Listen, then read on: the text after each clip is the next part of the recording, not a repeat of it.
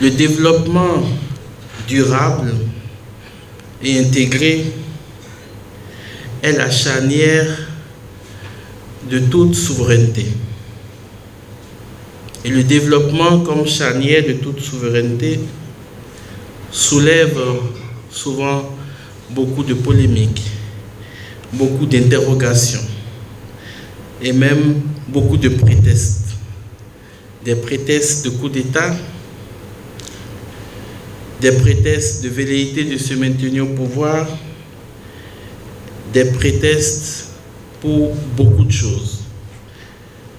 Et il est récurrent de voir que dans tout discours politique, il y a toujours un désir manifeste de donner son temps, de se donner tout entier pour le développement durable et équilibré d'un pays.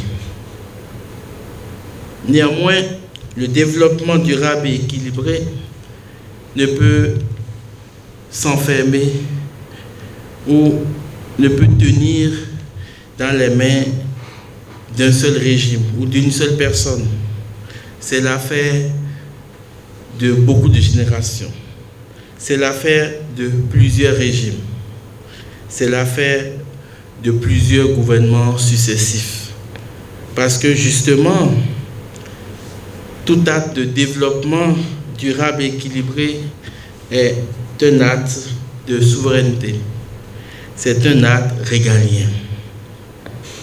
Et au nom de cette dynamique régalienne qui manifeste le désir de tout dirigeant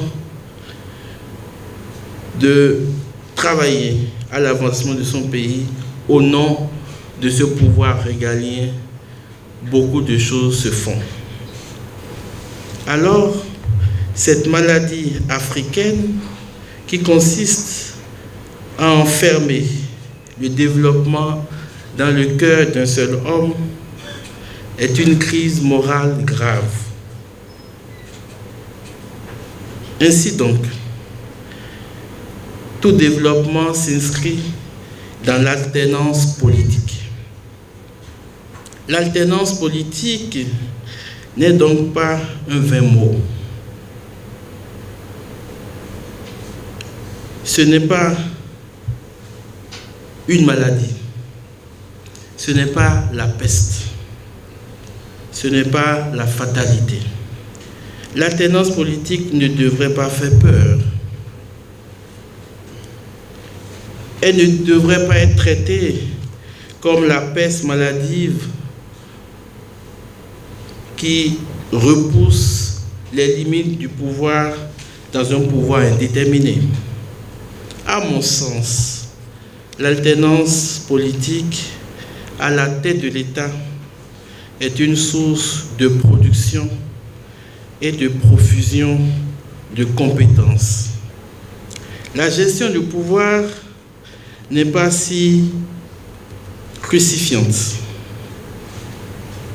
C'est plutôt le départ du pouvoir et l'après-pouvoir qui constitue pour l'acteur lui-même un saut violent dans le vide et pour les autres, les plus proches, une fin terrible. Ces deux pôles s'associent partout en Afrique pour élaborer des stratégies de 3e, 4e, 5e, 6e mandat, donnant pour prétexte qu'ils n'ont pas fini d'assurer le développement durable et équilibré, comme si cela dépendait d'eux seuls. Ainsi donc, le dessein d'un peuple, d'une nation,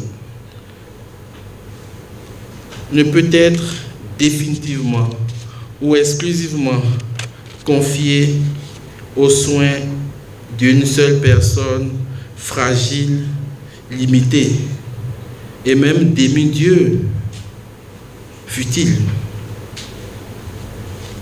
L'homme est mortel, la nation est pérenne, la souveraineté du peuple est cardinale et immortelle.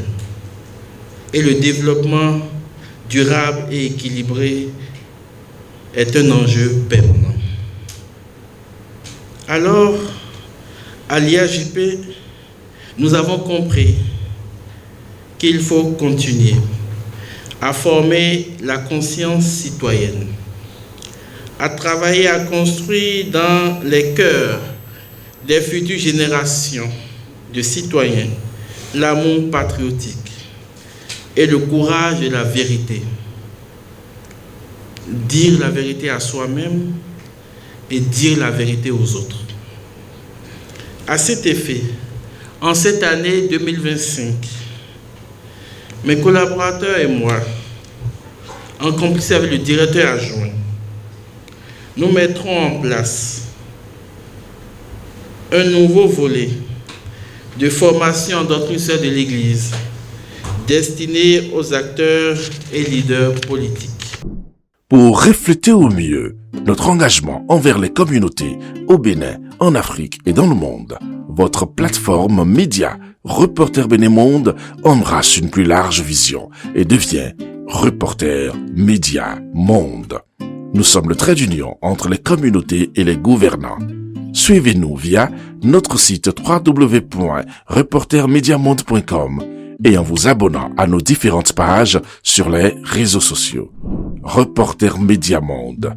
Nous faisons de votre information l'actualité du moment.